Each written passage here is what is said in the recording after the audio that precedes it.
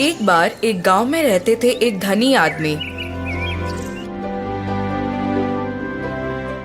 उनके 2 बेटे थे जिनका नाम था रमेश और हरीश लानी। उन दोनों की बहुत लाड प्यार से परवरिश हुई थी। जैसे जैसे साल बीतते गए, पिताजी की तबीयत बिगड़ने लगी और वे अपनी दौलत अपने बेटों के बीच बांटना चाहते थे।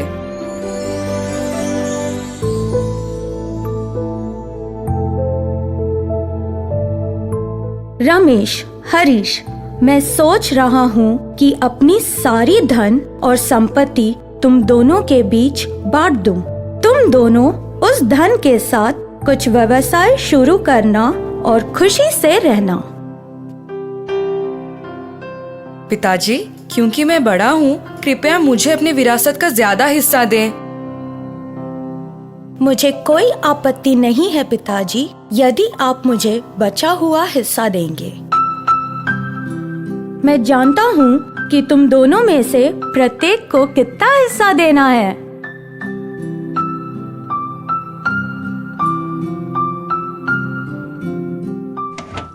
यह कहते हुए पिताजी ने एक हाथ में संपत्ति ली और दूसरे हाथ में एक कंगन लिए हुए थे। तुम दोनों तय कर लो और चुन लो किसको क्या लेना है। पिताजी, पहले मैं चुनना चाहता हूँ। मैं अपने भाई के बाद ही चुनाव करूंगा। रमेश, क्या तुम मेरी संपत्ति चाहते हो या फिर ये कंगन चाहते हो?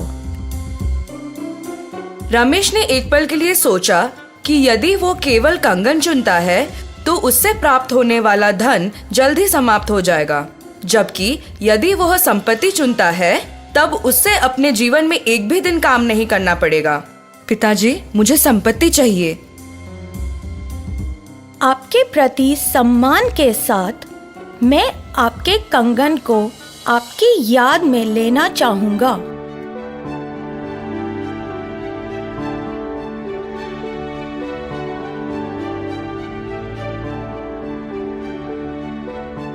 कुछ महीनों बाद पिताजी का निधन हो गया। क्योंकि पूरी संपत्ति अब रमेश के नाम पर थी, इसलिए उसने पैसे खर्च करने के अलावा कोई भी शारीरिक काम नहीं किया और अपने संपत्ति को कोई मूल्य नहीं दिया। दूसरी ओर हरीश ने अपने पिता के कंगन को अपनी अलमारी में रखा था। उसने कड़ी मेहनत के माध्यम से पैसे कमाया और बुद्धिमानी से उसे खर्च किया। जब कुछ साल बीत गए, तब तक रमेश अपना सारा पैसा खर्च कर चुका था और उसे बुरा लग रहा था कि उसने अपनी भाई की तरह मेहनत नहीं की थी। एक दिन हरीश बहुत उदास था और अपने पिताजी को याद कर रहा था। उसने वह कंगन अपनी अलमारी से निकाला और उसे अपने पिता के याद में पहनना चाहता था। जैसे ही उसने कंगन पहना, उसका साधारण सा घर एक हवेली में बदल गया। उसके मामूली कपड़े अच्छे वस्त्रों में बदल गए और उसके आसपास सब कुछ उत्तम हो गया। तब उसे एहसास हुआ कि उसके पिता ने उसे एक जादुई कंगन दिया था जो उसे जीवन भर संतुष्ट रखेगा। हरीश ने अपने पिता का दिल से शुक्रिया अदा किया और उस दिन से खुशी खुशी रहने लगा।